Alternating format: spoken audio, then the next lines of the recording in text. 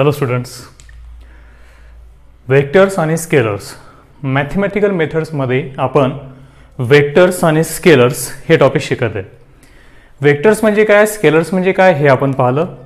Vectors शिकायचे असतील तर पर्टिक्युलर डायरेक्शन्स कशा ओळखायच्या, कशा सांगायच्या, कशा एक्सप्रेस करायच्या मॅथमॅटिकली आणि जनरली हे आपण लास्ट लेक्चरमध्ये स्टडी केलं.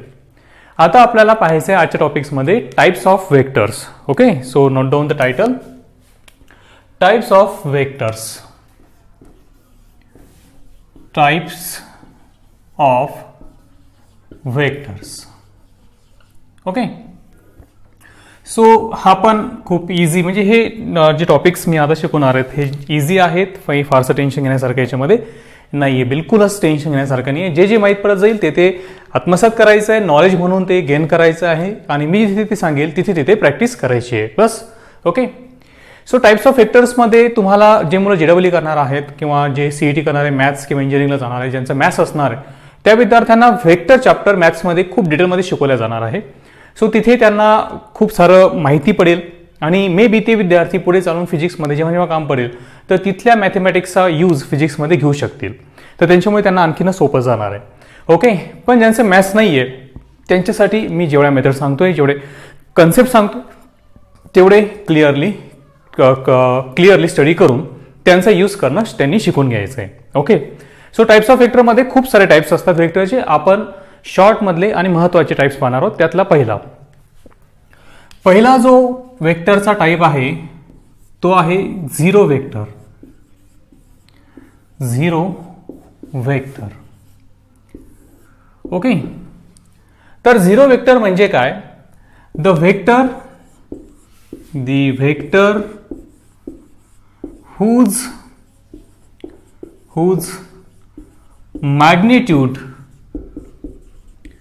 magnitude is zero is called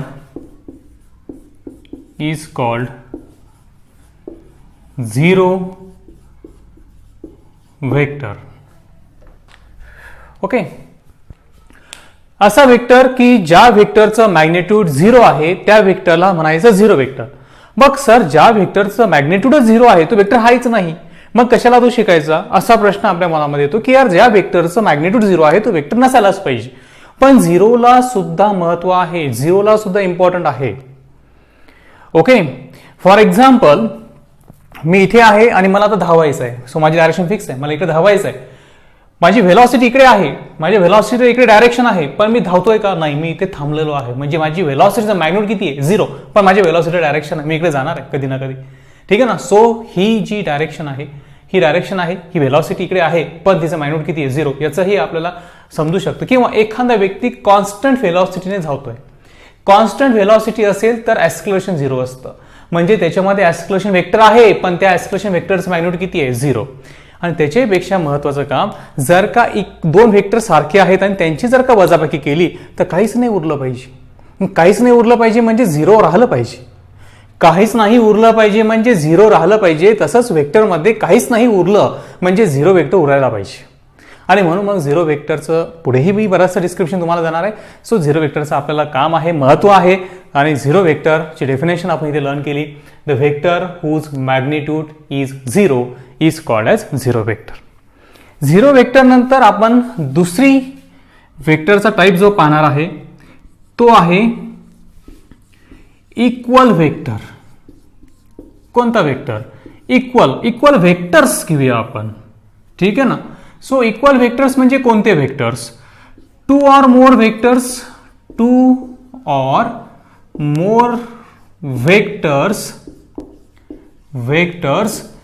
having same magnitude. एक महत्वाची गोष्ट मी इथे विसरलो. two or more vectors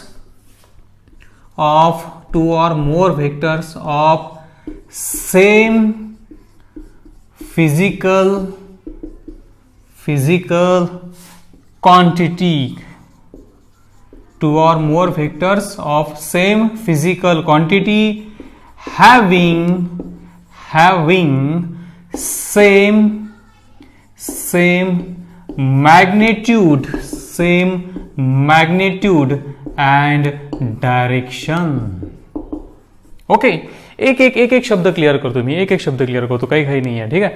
काय पहिला शब्द असा आहे की बुवा दोन व्हेक्टर्स, दोन किंवा दोनपेक्षा जास्त व्हेक्टर्स इक्वल असतात केव्हा. ठीक आहे ना, हे इक्वल केव्हा म्हणायचे. ठीक आहे ना, सो तेव्हाच त्यांना इक्वल म्हणा ज्या वेळेस त्यांचं मॅग्नेट्यूड आणि त्यांची डायरेक्शन, त्यांचं मॅग्नेट्यूड आणि त्यांची डायरेक्शन सेम असेल. कसे असतील? सेम. फक्त मॅग्नेट्यूड सारखा आहे तर ते दोन वेव्स, त्या दोन व्हेक्टर सेम नाहीत. फक्त मॅग्नेट्यूड सेम आहे 3 मीटर 3 मीटर तर ते दोन व्हेक्टर्स इक्वल नाहीत. तर त्यांची डायरेक्शन सुद्धा कशी असायला पाहिजे? सेम असायला पाहिजे. डायरेक्शन सुद्धा कशी असायला पाहिजे? सेम असायला पाहिजे. Is it okay? फक्त मॅग्नेट्यूड सारखा आहे तर व्हेक्टर सारखे आहेत का? नाही. फक्त डायरेक्शन सेम आहेत तर व्हेक्टर सारखे आहेत का? नाही. डायरेक्शन आणि मॅग्नेट्यूड दोन्ही सारखे असतील तर व्हेक्टर सारखे आहेत. डायरेक्शन आणि मॅग्नेट्यूड दोन्ही सारखे असतील तर व्हेक्टर सारखे आहेत. व्हेक्टर सारखे केव्हा? ज्या वेळेस त्यांचं मॅग्नेट्यूड आणि त्यांची डायरेक्शन सेम असेल. कशी असेल? सेम. तर आणि तर ते दोन व्हेक्टर्स इक्वल असतील. ठीक आहे ना. 2 or more vectors of same physical quantity having same magnitude and directions R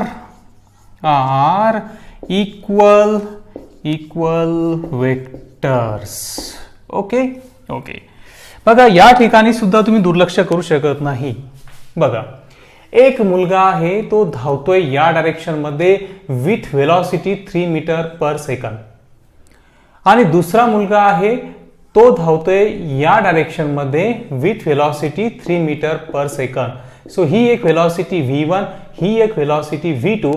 हे दोन इक्वल व्हेक्टर आहेत का? नाहीत. का? कारण की मॅग्नेट्यूड सारखा आहे पण डायरेक्शन सेम नाही.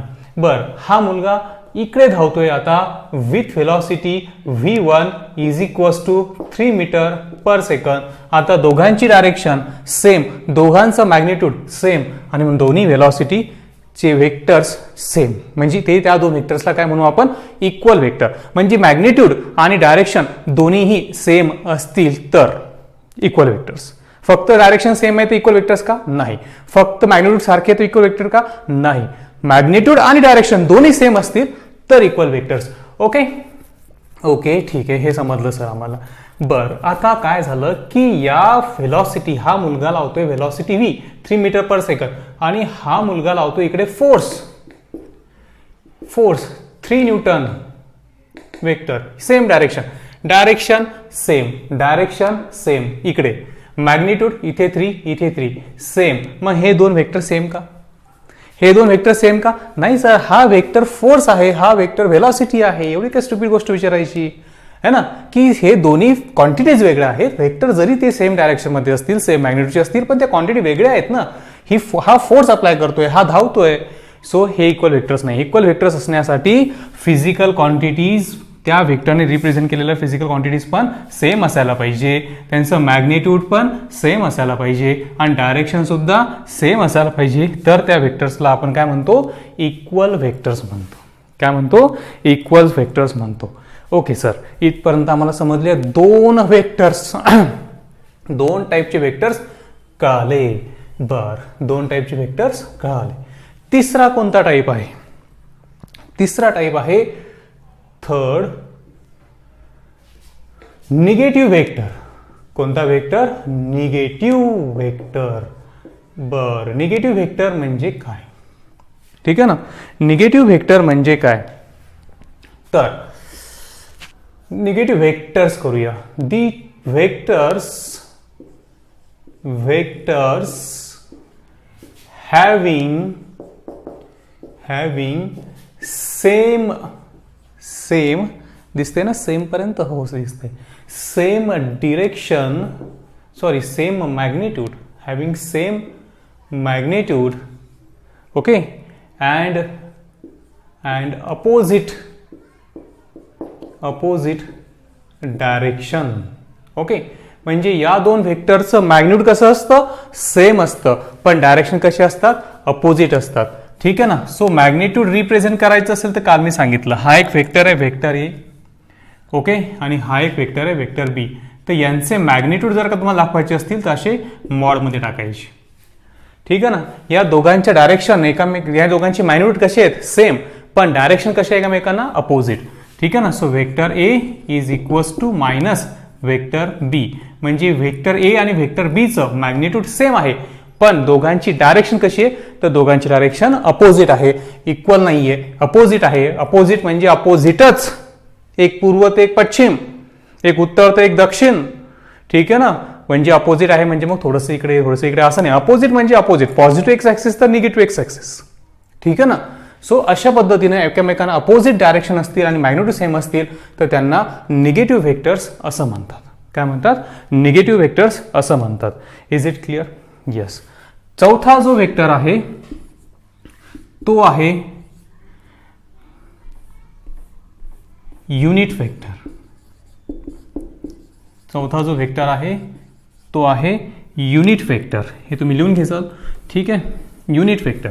युनिट वेक्टर कशाला म्हणायचं? आता हा युनिट वेक्टरवर मी मारतो स्टार, 2 स्टार, कारण की युनिट वेक्टर खूप महत्त्वाचा आहे. याचा खूप वेळा यूज होणार आहे. सध्या फक्त मी डेफिनेशन सांगतोय, त्याचं नोटेशन सांगतोय, त्याचा कॅल्क्युलेशन्स मात्र सध्या सांगणार नाहीये. कशाला म्हणायचं unit vector? Simple. The unit vector is the vector having unit म्हणजे 1.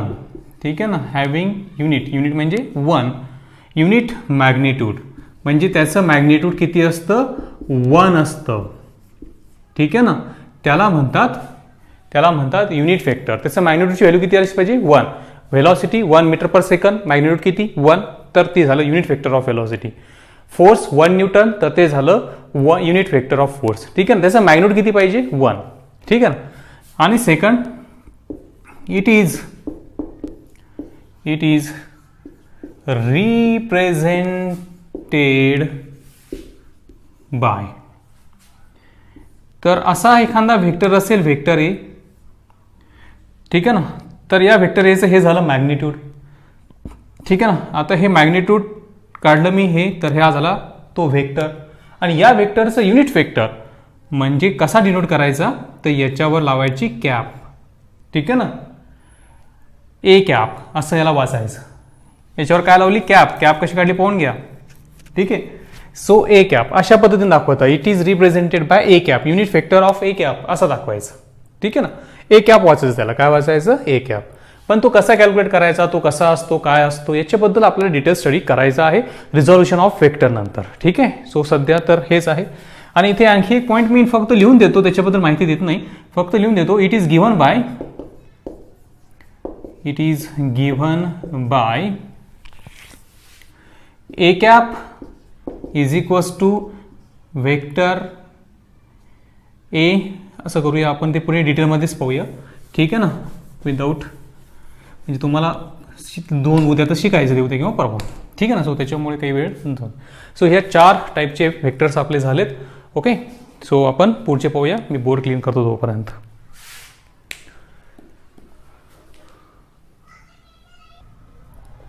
ओके.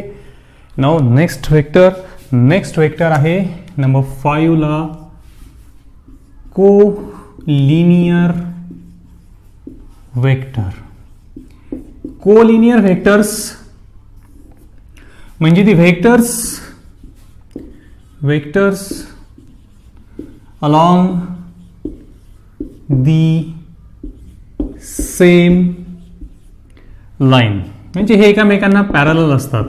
ठीक आहे ना.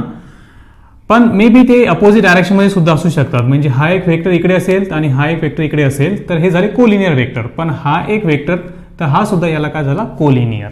ठीक आहे ना. सो हे वेक्टर्स असतात कोलिनियर्स. डायरेक्शन कशी असो पण मात्र सगळेच्या सगळे अलॉंग एक्स ऍक्सिस असतील. ठीक आहे ना. कोणी एक्स ऍक्सिसच्या पॉझिटिव्ह एक्सिसकडे असेल, कोणी निगेटिव्ह एक्स ऍक्सिस, पण पॅरलल टू सगळे एक्स ऍक्सिस असतील किंवा पॅरलल टू सगळे वाय ऍक्सिस असतील किंवा पॅरलल सगळे असे तिरपे पॅरलल असतील. ठीक आहे ना. जे पॅरलल असतील ते कोलिनियर, सेम लाईन मध्ये असणार. ठीक आहे ना. त्याच्यानंतर आहे number 6 coplanar coplanar vectors. Coplanar vectors. So what are the coplanar vectors? The vectors lying in a same plane. जे वेक्टर एकाच प्लेन मध्ये असतात, the vectors lying in same plane are called coplanar vectors. Okay, एकाच plain मध्ये आपल्याला माहिती 3 प्रकारच्या plain असतात बघा. हा झाला वाय ऍक्सिस, हा झाला एक्स ऍक्सिस, हा वाय ऍक्सिस, आणि असा बोर्डमधून बाहेर, ठीक आहे ना, इकडे असा बाहेर काढायचा मला झेड ऍक्सिस. अशी 3 म्युच्युअली परपेंडिक्युलर ऍक्सिस असतात है ना, याच्याबद्दल तुम्हाला आयडिया आहे. तर एक्स आणि वाय ऍक्सिसच्या मध्ये जी प्लेन तयार झाली ही झाली एक्स वाय प्लेन. वाय आणि झेडच्या मध्ये म्हणजे इथे अशी प्लेन, ठीक आहे ना, इथे अशी प्लेन पण ती बाहेर आहे, ती दुसरी प्लेन वाय आणि झेड मधली, आणि तिसरी अशी प्लेन. सो एक अशी प्लेन आहे, एक अशी प्लेन आहे, आणि हा बोर्ड, असे 3 प्लेन्स इथे आहेत, ठीक आहे ना. जर का व्हेक्टर्स एकाच प्लेन मध्ये असतील तर त्यांना म्हणायचं कोप्लॅनर व्हेक्टर. ओके, याच्यामध्ये नोट करण्यासारखा पॉइंट असा आहे, two vectors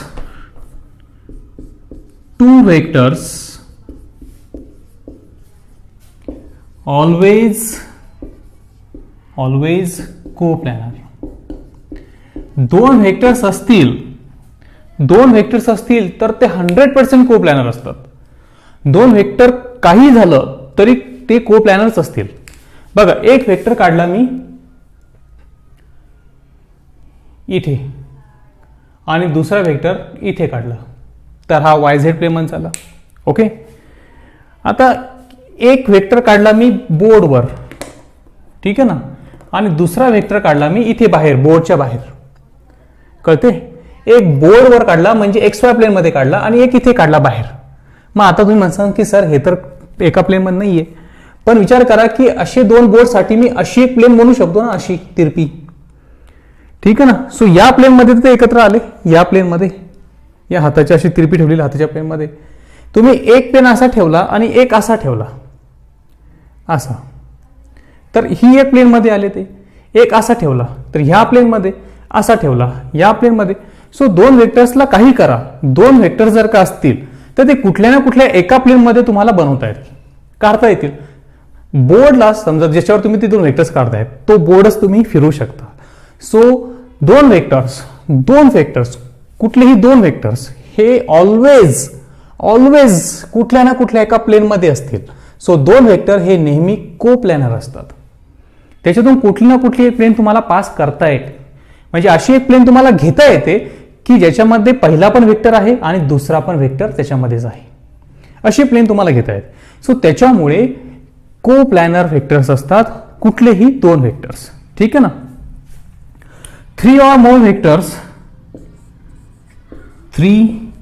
or more vectors may or may not coplanar.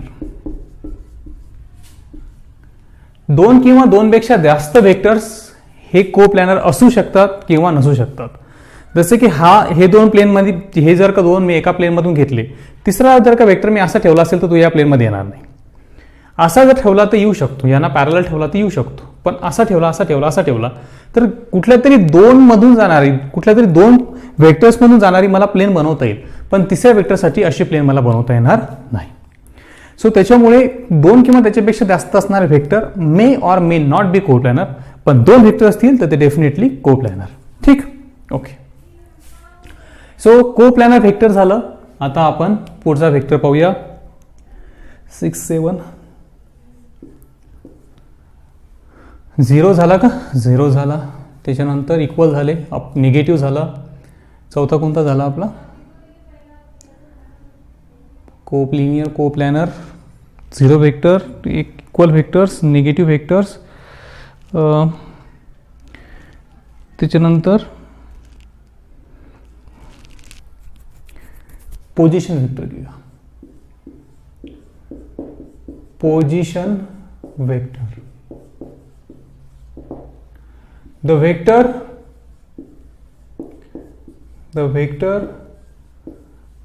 which represents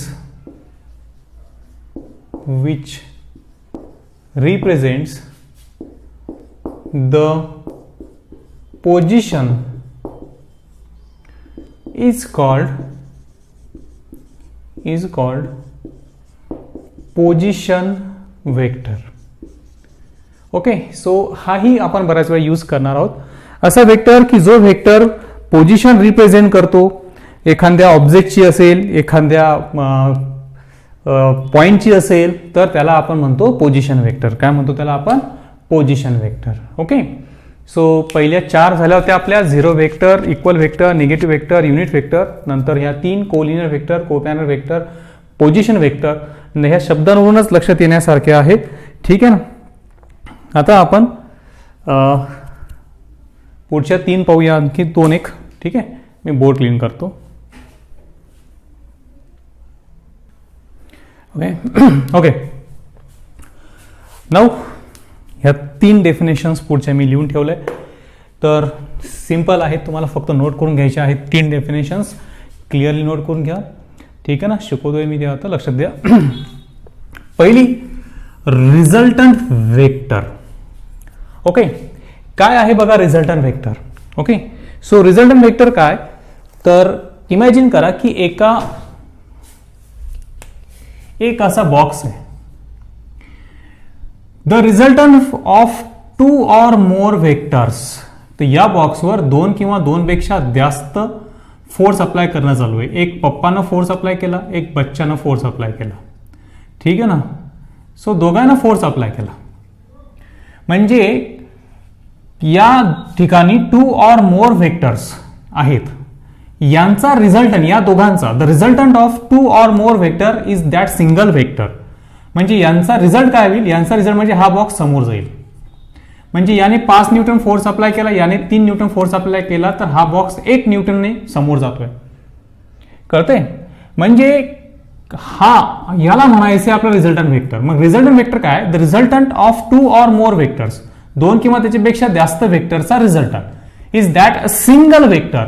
म्हणजे तो एक single vector which produces the same effect as produce by all the vectors together. हे सगळे मिळून जो इफेक्ट देतील, तो इफेक्ट देणारा वेक्टर म्हणजे रिझल्टंट वेक्टर. ठीक आहे ना. असं पण होऊ शकतं कधी की इथे बॉक्स आहे, एक जण इकडे फोर्स अप्लाय करतोय, एक जण इकडे फोर्स करतोय, म्हणजे 2 वेक्टर्स आहे आणि या 2 वेक्टर्समुळे हा बॉक्स तिरपा जाईल इकडे. ओके, सो या सगळ्यांनी या वेक्टर्सनी, ह्या 2-3 वेक्टर्सनी एकत्र मिळून जो इफेक्ट दिला, तो इफेक्ट रिप्रेझेंट करणारा वेक्टर म्हणजेच रिझल्टंट वेक्टर. ठीक. ओके, म्हणजे काय, तर सगळे वेक्टर्स एकत्र आल्यानंतर तो जो रिझल्ट मिळेल, तो रिझल्ट एका वेक्टरने रिप्रेझेंट करायचा आणि त्या वेक्टरला काय म्हणायचं? Resultant vector. ठीक आहे. त्याच्यानंतर पाहिलं आपण कॉन्करंट वेक्टर्स. कोणते vectors? Concurrent vectors. The vectors which can intersect each other at a single point. जे वेक्टर्स एकमेकांना इंटरसेक्ट करू शकणार आहेत त्यांना म्हणायचं कॉन्करंट वेक्टर. जसं की फॉर एक्झाम्पल, या ठिकाणी एक वेक्टर आहे आणि एक वेक्टर इकडे चालला, तर हे 2 वेक्टर्स एकमेकांना काय करतायत? इंटरसेक्ट करतायत. तर हे 2 वेक्टर एकमेकांचे काय झाले? कॉन्करंट. ओके, पण असंही असू शकतं की एक वेक्टर या ठिकाणी आणि एक वेक्टर या ठिकाणी. ओके, तर हे 2 जण एकमेकांना टच करू आले का? तर सध्या तरी हे 2 वेक्टर्स एकमेकांना टच करू शकत नाही, म्हणून आपण म्हणतो विच कॅन. म्हणजे जर का मी याला असं एक्सटेंड केलं, याची लाईन ऑफ ऍक्शन अशी मागे घेतली आणि यालाही असं मागे घेतलं, ठीक आहे ना, तर हे एकमेकांना कुठे ना कुठे टच करू शकतात. ठीक आहे ना. बघा, वेक्टर तर इथे आहे, पण या वेक्टरने काय केलेलं आहे, तर इथून काम करणं सुरू झालेलं आहे कुठून तरी, तर ह्या पूर्ण डायरेक्शन मध्ये तो वेक्टर काय करतो? काम करतो. सो ही जी आहे याला म्हणतात लाईन ऑफ ऍक्शन. हा वेक्टर इथपर्यंत काम करणार, असं या डायरेक्शन मध्ये काम करणार आहे. तर लाईन ऑफ ऍक्शन सुद्धा एकमेकाला इंटरसेक्ट होत असतील तर ते कॉन्करंट वेक्टर. ओके, सो आपण 3 वेक्टर जास्त यूज करतो: एक्स ऍक्सिस, वाय ऍक्सिस आणि झेड ऍक्सिस. ओके, सो हे 3 जे वेक्टर्स आहेत, एक्स ऍक्सिस, वाय ऍक्सिस आणि झेड ऍक्सिस, हे स्वतःला ओरिजिन मध्ये इंटरसेक्ट करतात. तर हे 3 वेक्टर्स एकमेकांचे कॉन्करंट वेक्टर्स आहेत. कोणते वेक्टर्स आहेत? कॉन्करंट वेक्टर, जे एकमेकाला इंटरसेक्ट करू शकतात. अगदी दूर जरी असतील पण यांच्या लाईन ऑफ ऍक्शन जरी एकमेकाला इंटरसेक्ट करत असतील तरी पण ते एकमेकांचे काय असतात, कॉन्करंट व्हेक्टर्स असतात. ओके, ठीक. पुढचा अतिशय simple, normal vector. Normal vector, the vector perpendicular to the given vector. आपण एखादा व्हेक्टर असा घेतला आणि त्याला जर का परपेंडिक्युलर व्हेक्टर आपण काढला तर याचा हा झाला नॉर्मल आणि याचा हा झाला नॉर्मल. एकमेकांना परपेंडिक्युलर जर का काढले असतील तर त्यांना नॉर्मल व्हेक्टर्स म्हणतात किंवा त्यांना ऑर्थोगोनल व्हेक्टर्स सुद्धा म्हणतात. कोणते व्हेक्टर्स? ऑर्थोगोनल व्हेक्टर्स किंवा सरळ सरळ परपेंडिक्युलर व्हेक्टर्स. एकमेकांना परपेंडिक्युलर असतील तर त्यांना म्हणायचं एकमेकांचे नॉर्मल व्हेक्टर्स किंवा ऑर्थोगोनल व्हेक्टर्स. ओके, सो एकदम सिंपल टॉपिक होता आजचा.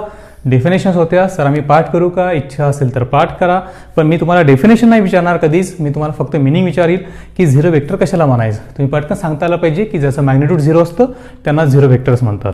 दुसरं की इक्वल व्हेक्टर कशाला म्हणायचं, ज्यांचं मॅग्निट्यूड आणि डायरेक्शन दोन्ही इक्वल असतात त्यांना इक्वल व्हेक्टर्स म्हणायचं. निगेटिव्ह व्हेक्टर कशाला म्हणायचं, ज्यांचं मॅग्निट्यूड सेम असतं पण डायरेक्शन एक्झॅक्ट अपोजिट असते त्यांना निगेटिव्ह व्हेक्टर्स म्हणतात.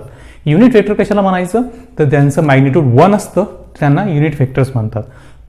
कोलिनियर व्हेक्टर्स कशाला म्हणायचं, जर का दोन व्हेक्टर्स सेम लाईनला असतील तर त्यांना कोलिनियर व्हेक्टर्स म्हणतात.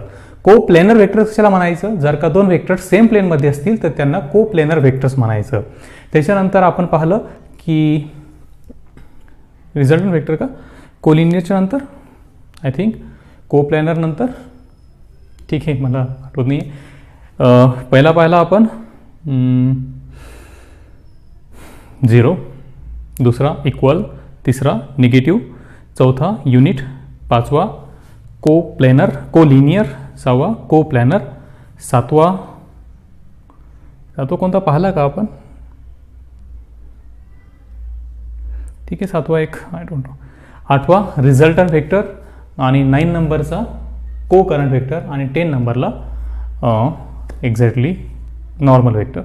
7व्या नंबरला व्हेक्टर पाहिला का, कोणता पाहिला असेल तर तुम्हाला शिकवलाच मी, ठीक आहे ना. मला तर काही आयडिया आठवत नाही. ठीक आहे, ओके ठीक आहे. ओके, सो असे व्हेक्टर्स आहेत. रिझल्टंट व्हेक्टर 2 किंवा 2 पेक्षा जास्त व्हेक्टर जेव्हा एकत्र येऊन एक व्हेक्टर बनवतात तर तो रिझल्टंट व्हेक्टर. को करंट व्हेक्टर्स म्हणजे त्या व्हेक्टरच्या लाईन ऑफ ऍक्शन किंवा ते व्हेक्टर जर का एकमेकाला इंटरसेक्ट करत असतील तर ते को करंट व्हेक्टर. नॉर्मल व्हेक्टर जर का ते व्हेक्टर्स एकमेकांना परपेंडिक्युलर असतील तर normal vector. Is it okay? So अशा पद्धतीनं आपण टाइप्स ऑफ व्हेक्टर्स पाहिले. याच्या व्यतिरिक्त पण खूप सारे टाइप्स ऑफ व्हेक्टर्स आहेत मॅथमॅटिक्समध्ये, ते तुम्हाला माहीतच पडतील. पण एवढे 10 टाइप्स किंवा 9 असतील, ठीक आहे ना, नंबरिंग पण चुकू शकते माझी. तर ह्या व्हेक्टर्सचं आपल्याला नाव माहीत असणं गरजेचं आहे. याच्यापेक्षा वेगळे काही जास्त काम आपल्याला पडत नाही. ओके, सो अशा पद्धतीनं आपण पाहिले vectors. Okay, types of vectors. Is it okay? So बस आज के लिए इतना ही. Take care.